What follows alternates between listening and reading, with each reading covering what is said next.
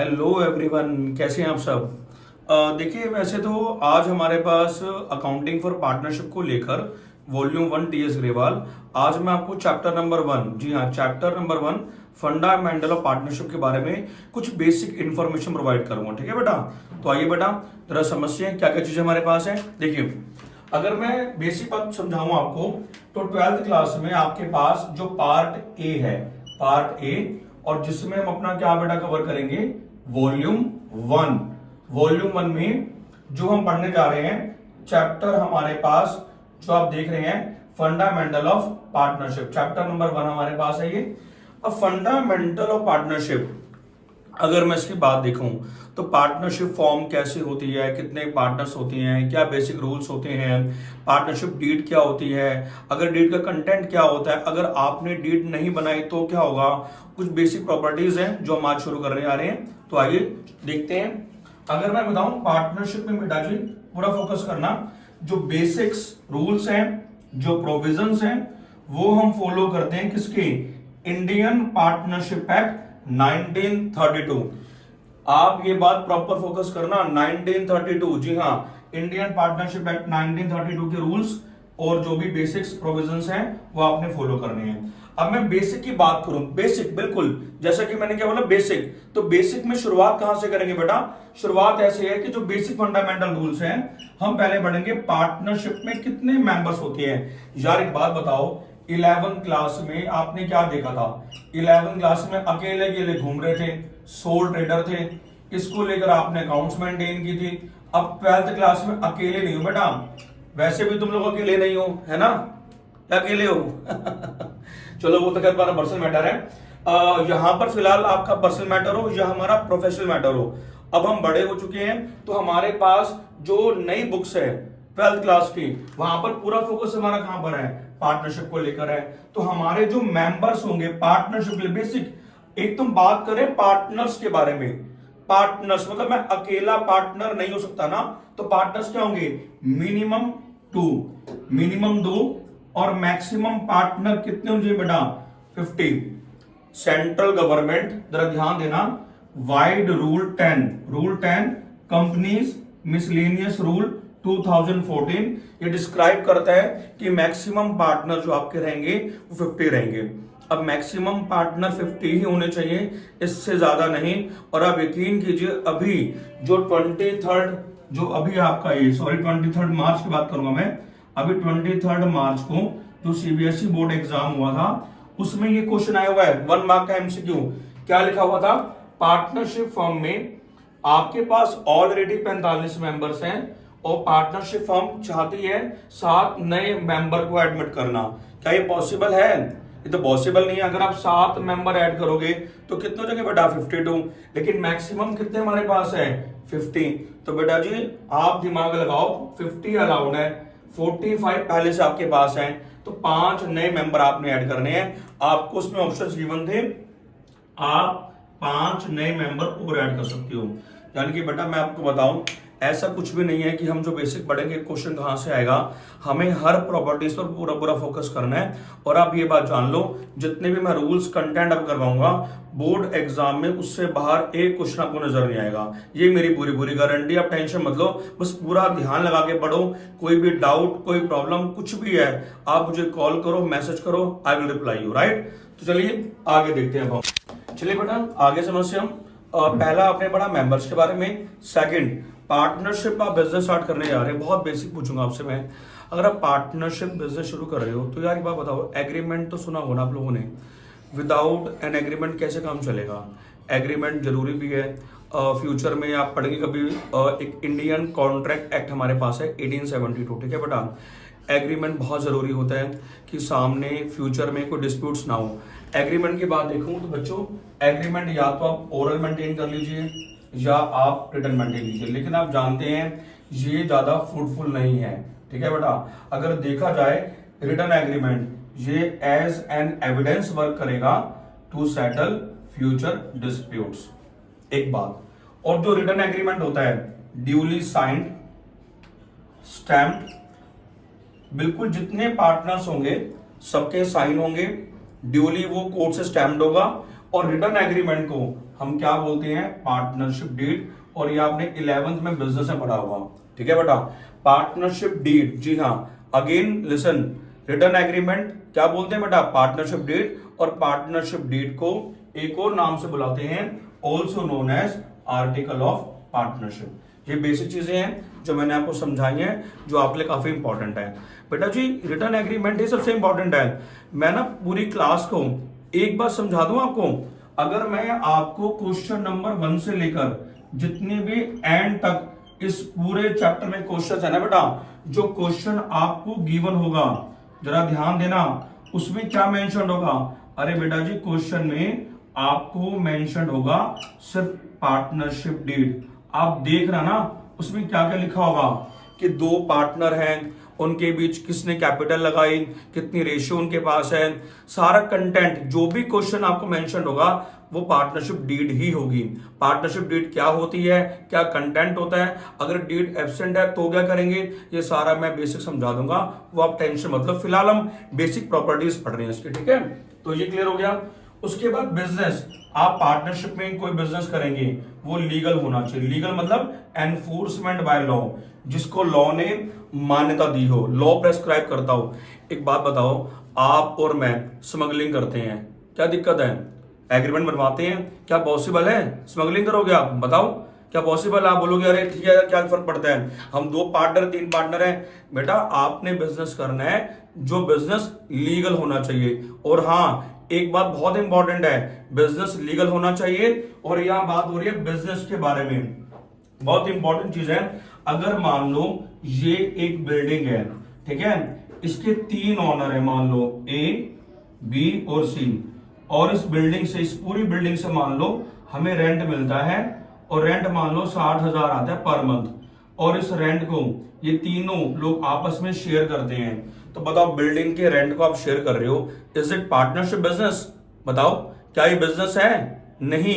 Rent share कर रहे हैं, ये बिजनेस नहीं है। अगर आपका काम यही है, अगर आप प्रॉपर्टी डीलर हैं, आप अगर ऐसे, तो मैं मान सकता हूं कि बिजनेस कर रहे हैं। लेकिन आप कुछ और काम करते हैं, आपने एक बिल्डिंग किराए पे चढ़ा दी, पैसा लगाया, रेंट आ रहा है, शेयर कर रहे हैं, ये पार्टनरशिप बिजनेस नहीं है। बिजनेस मतलब लीगल एक्टिविटीज। आप लोगों ने पढ़ा था ना बिजनेस क्या होता है, जो बिजनेस एक नॉर्मल कोर्स होना चाहिए ना। जैसे मान लो मेरी शॉप है, तो मुझे मालूम है, मेरी कंपनी है, मुझे मालूम है, कोई बिजनेस करते हैं उसका कंटेंट क्लियर होना चाहिए कि मैं ये वाला काम करता हूं, सर्विसेज करता हूं, मैन्युफैक्चरिंग करता हूं, ये चीजें बता रहा हूं आपको यहां पर मैं। लेकिन नॉर्मल बिल्डिंग का किराया शेयर करना ये बिजनेस में नहीं आता। Is it fine. तो ध्यान रखिए, आपका बिजनेस जो है वो लीगल होना चाहिए। अब हमारे पास अगला जो काफी इंपॉर्टेंट पॉइंट है वो क्या है जानते हैं आप, कि पार्टनर आपस में डिसाइड करेंगे फ्यूचर में होने वाले प्रॉफिट्स या लॉसेस को कैसे बांटा जाए। ये बहुत जरूरी है। अब हम इसके बारे में पढ़ते हैं, ठीक है जी बेटा जी। अब हम पढ़ेंगे कि जो पार्टनर्स होते हैं वो फ्यूचर में होने वाले प्रॉफिट्स या लॉसेस को हम कैसे बांटते हैं। आइए, अगर देखा जाए तो बहुत जरूरी है कि हम डिसाइड कर लें डीड में कि हमारी प्रॉफिट रेशियो कैसी होगी। पार्टनरशिप, आपने बिजनेस स्टार्ट किया, फ्यूचर में क्या होगा, या तो प्रॉफिट होगा आपको, या फिर क्या होगा, लॉस होगा। अब इस प्रॉफिट को या फिर लॉस को आप शेयर कैसे करेंगे, अब मैं वो समझा रहा हूं। मान लेते हैं 3 पार्टनर है एबीसी, और इन्होंने डिसाइड किया फ्यूचर में इक्वल शेयर करेंगे। तो कैसे करेंगे, आपको प्रॉफिट हो या फिर आपको लॉस हो, जितना भी प्रॉफिट होगा लॉस होगा, ए कितना शेयर करेगा, 1/3। जिनको नहीं मालूम, इनका सम 1/3। बी कितना लेगा, 1/3। सी कितना लेगा, ये 1/3। सिमिलरली मान लेते हैं डिसाइड किया आपने फ्यूचर में बांटेंगे 3:1 में, तो जो प्रॉफिट लॉस होगा उसका ए कितना लेगा बेटा, 3/6। बी कितना लेगा बेटा, 2/6। और सी कितना लेगा बेटा, 1/6।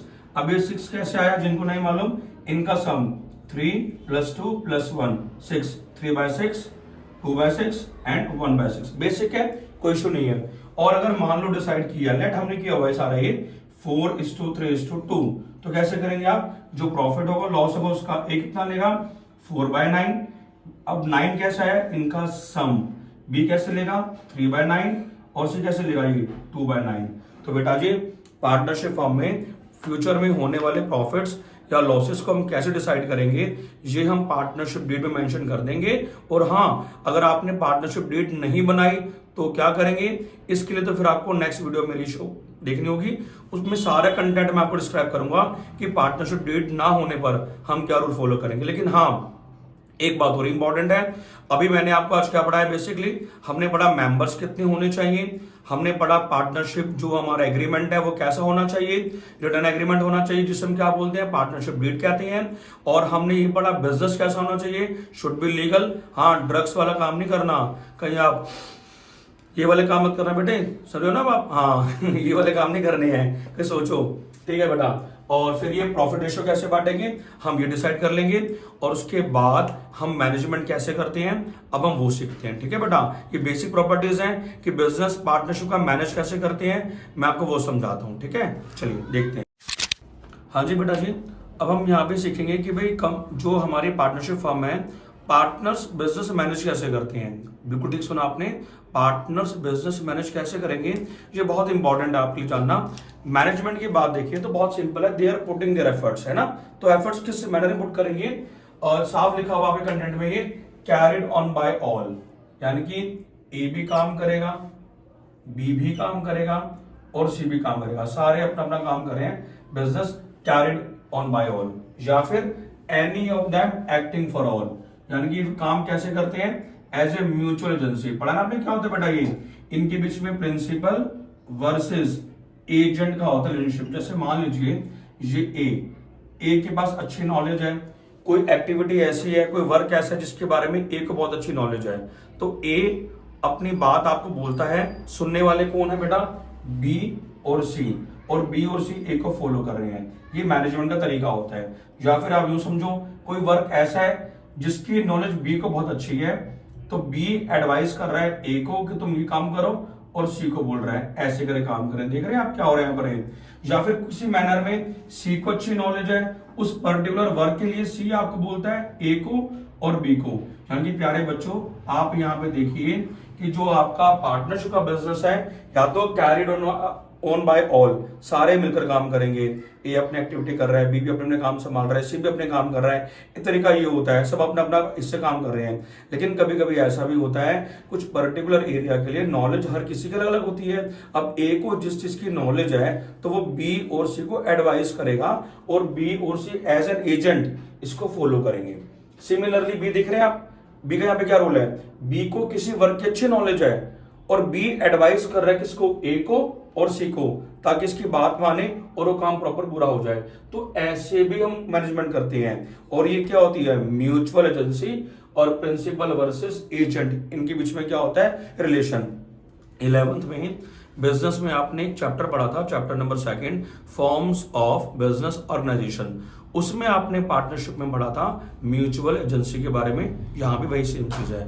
और बेटा मैंने आपको आज कुछ प्रैक्टिकल पोर्शन नहीं बताया सर, मैंने बेसिक फंडामेंटल प्रॉपर्टीज बताई हैं। सुन रहे हैं आप, फंडामेंटल प्रॉपर्टीज या फीचर्स कि पार्टनरशिप फर्म के लिए क्या क्या जरूरी बातें होती हैं। अब नेक्स्ट वीडियोज में मैं आपको समझाऊंगा कि पार्टनरशिप डीड क्या होती है, उसका कंटेंट क्या होता है, अगर आपने पार्टनरशिप डीड नहीं बनाई तो आप कैसे मैनेज करेंगे, और किस टाइप के हमारे क्वेश्चंस होते हैं, जो भी हमारे बेसिक फंडामेंटल्स हैं, प्रॉपर्टीज हैं, प्रैक्टिकल्स हैं, वो सारे हम नेक्स्ट वीडियोस में पढ़ेंगे।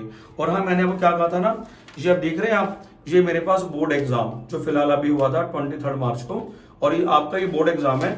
इसी बोर्ड एग्जाम में आप देखिए, और जो मैंने आपको मेंबर्स वाला क्वेश्चन बताया था, देख लीजिए आप, आपके सामने बिल्कुल प्रूफ है ये कि पार्टनरशिप है, 45 पार्टनर ऑलरेडी हैं, और आपको नीडेड है 7 मोर एडमिट करने हैं। देख रहे हैं आप जो मैंने आपको बताया। तो बेटा इस टाइप के क्वेश्चंस हैं, कोई बहुत मुश्किल नहीं है, आप थोड़ी सी शिद्दत से पढ़ेंगे, थोड़ी मेहनत करेंगे और नाम लेंगे अपने जय बाबा की जो भी आपके पास है, जिसको आप मानते हैं उसको जानिए, और बस थोड़ी मेहनत करनी है बस खाली आपको, और फोकस बिल्कुल क्लियर करना है। कोई कॉन्सेप्ट क्लियर नहीं है तो पूछिए, मैसेज कीजिए, कॉल कीजिए, जो भी आपको डिस्क्रिप्शन में हमारी टीम आपको लिंक देगी, या जो भी उनके पास क्वेरीज रहेंगी उनको हम जल्द से जल्द रिजॉल्व करेंगे, ठीक है बेटा।